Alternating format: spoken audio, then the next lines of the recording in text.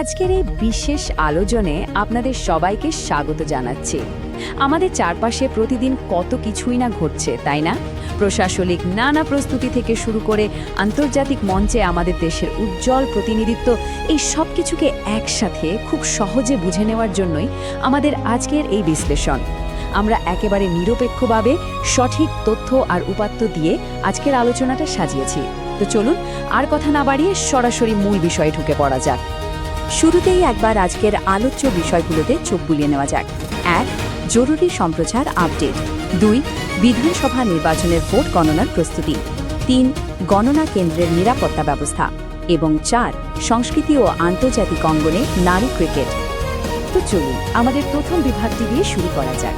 Emergency এবং broadcast update, অর্থাৎ জরুরি সম্প্রচার সংক্রান্ত সর্বশেষ খবর। যে কোনো প্রাকৃতিক দুর্যোগ বা জরুরি অবস্থায় সবচেয়ে গুরুত্বপূর্ণ জিনিস কি? ঠিক ধরেছেন, সঠিক সময়ে সঠিক তথ্য পাওয়া।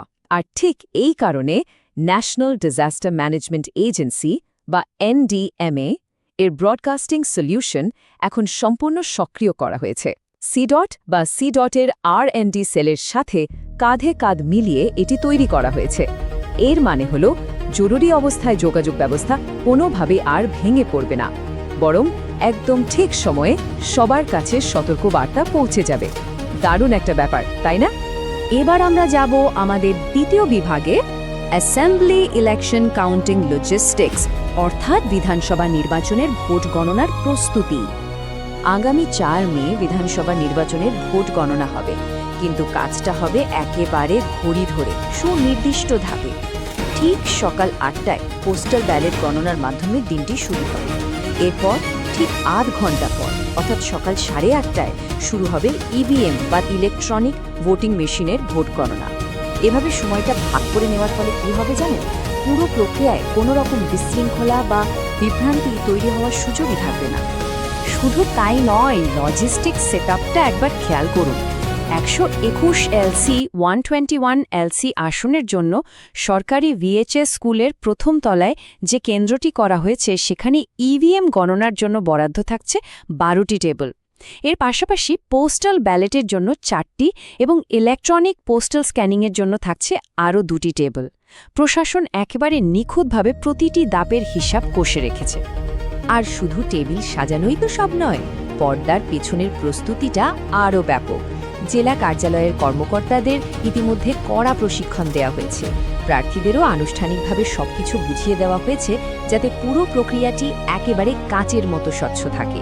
সরকারি বালক এবং বালিকা বিদ্যালয়গুলোতে প্রয়োজনীয় সব সুবিধা প্রস্তুত করা হয়েছে, এমনকি নাজির এবং সাগারের মতো জায়গাগুলোতে বিকল্প ভেন্যুও একদম রেডি। একেই বলে একেবারে পারফেক্ট প্ল্যানিং। এরপর চলে আসছি আমাদের তৃতীয় বিভাগে, কাউন্টিং সেন্টার সিকিউরিটি মেজার্স, অর্থাৎ গণনা কেন্দ্রের নিরাপত্তা ব্যবস্থা। ভোট গণনা কেন্দ্রগুলোকে সুরক্ষিত রাখার ক্ষেত্রে এখানকার সবচেয়ে ইন্টারেস্টিং পয়েন্টটি হল A100 সংখ্যাটি। ভাবছেন এটা কি? এটি আসলে 100 মিটারের একটি আউটার কর্ডন বা বাইরের নিরাপত্তা বলয়। রাজ্য পুলিশ এবং সশস্ত্র বাহিনীর মাধ্যমে গণনা কেন্দ্রের চারপাশে ঠিক 100 মিটারের এই কঠোর নিরাপত্তা ব্যাসার্ধ তৈরি করা হয়েছে। এর ভেতরে কোনো অননুমোদিত ব্যক্তির প্রবেশের কোনো সুযোগই নেই। আর ভেতরের নিরাপত্তা সেটা আরও মজবুত। এখানে প্রশাসনিক এবং নিরাপত্তা কর্মীদের একটি যৌথ ডিপ্লয়মেন্ট রয়েছে। কাউন্টিং সুপারভাইজার, কাউন্টিং অ্যাসিস্ট্যান্ট এবং মাইক্রো অবজারভারদের সাথে হাতে হাত মিলিয়ে কাজ করছে রাজ্য সশস্ত্র বাহিনী, সেন্ট্রাল আর্মড পুলিশ ও সিভিল ডিফেন্সের সদস্যরা। প্রশাসন এবং নিরাপত্তা রক্ষাকারীদের এই চমৎকার সমন্বয় পুরো কেন্দ্রটিকে আক্ষরিক অর্থে একটি অভেদ্য দুর্গে পরিণত করেছে। আচ্ছা, এবার একটু অন্য প্রসঙ্গে যাওয়া যাক। আমাদের চতুর্থ বিভাগ, কালচার অ্যান্ড উইমেন্স ক্রিকেট, অর্থাৎ সংস্কৃতি এবং আন্তর্জাতিক মঞ্চে আমাদের নারী ক্রিকেট।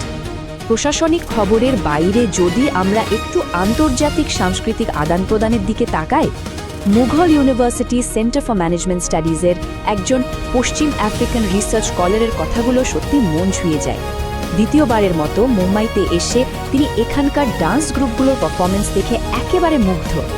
ভিন্ন একটি মহাদেশ থেকে এসে এখানকার স্থানীয় সংস্কৃতির এই উত্থান উপভোগ করার যে আনন্দ, সেটা সত্যিই এক অসাধারণ ব্যাপার। আর সংস্কৃতি থেকে এবার যদি আমরা আমাদের সবার প্রিয় খেলাধুলার ময়দানে আসি তাহলে বলতেই হয় যে আসন্ন আইসিসি উইমেন্স টি20 বিশ্বকাপ নিয়ে উত্তেজনা এখন তুঙ্গে। ইংল্যান্ডে এই টুর্নামেন্টটি শুরু হচ্ছে 14 জুন আর এর চূড়ান্ত ফাইনাল ম্যাচটি অনুষ্ঠিত হবে 5 জুলাই। বিশ্বমঞ্চে আমাদের নারী ক্রিকেট দলের এই লড়াই দেখার জন্য আমরা সবাই কিন্তু দারুণভাবে মুখিয়ে আছি। এখানে আমাদের ক্রিকেট নির্বাচকদের একটা দারুণ কৌশলগত সিদ্ধান্ত লক্ষ্য করার মতো। বিশ্বকাপের প্রস্তুতির জন্য ইংল্যান্ডের বিপক্ষে 3 ম্যাচের টি20 সিরিজ এবং মূল আইসিসি বিশ্বকাপ এই দুটি ইভেন্টের জন্য একদম একই সিনিয়র নারী স্কোয়াডকে নির্বাচন করা হয়েছে। এই কন্টিনিউটি বা ধারাবাহিকতা বজায় রাখার ফলে খেলোয়াড়রা একে অপরের সাথে আরও ভালোভাবে মানিয়ে নেওয়ার সুযোগ পাবেন, যা মূল টুর্নামেন্টে গিয়ে একটা গেম চেঞ্জার হতে পারে। টুর্নামেন্টের ফরম্যাটটাও আমাদের একটু জেনে রাখা দরকার। ভারতীয় দল ইংল্যান্ডের 4টি ভিন্ন ভিন্ন ভেন্যুতে খেলবে, আর নকআউট স্টেজে পৌঁছানোর আগে তাদের প্রাথমিকভাবে 5টি লিগ ম্যাচ খেলতে হবে।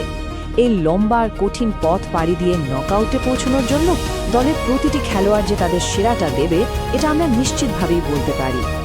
দেখতে দেখতে আমরা আজকের এই আলোচনার একেবারে শেষ পর্যায়ে চলে এসেছি। তবে বিদায় নেওয়ার আগে আপনাদের জন্য একটা প্রশ্ন রেখে যেতে চাই। দেশের ভেতরের এই কঠোর প্রস্তুতি এবং নিখুঁত পরিকল্পনা কিভাবে একটি স্বচ্ছ শাসন ব্যবস্থা নিশ্চিত করে এবং একই সাথে বিশ্বমঞ্চে আমাদের সফল প্রতিনিধিত্বের পথ প্রশস্ত করে? একবার ভেবে দেখুন, একটি নির্বাচন কেন্দ্রের সুশৃঙ্খল লজিস্টিক্স থেকে শুরু করে বিশ্বকাপের জন্য দলের স্ট্র্যাটেজিক পরিকল্পনা, সবখানেই কিন্তু প্রস্তুতির এই ছাপটি খুব স্পষ্ট। আশা করি আজকের এই বিশ্লেষণ থেকে আপনারা নতুন কিছু দৃষ্টিভঙ্গি পেয়েছেন। আগামীতে এমন আরও অনেক বিশ্লেষণ নিয়ে হাজির হব। ততক্ষণ পর্যন্ত ভালো থাকবেন,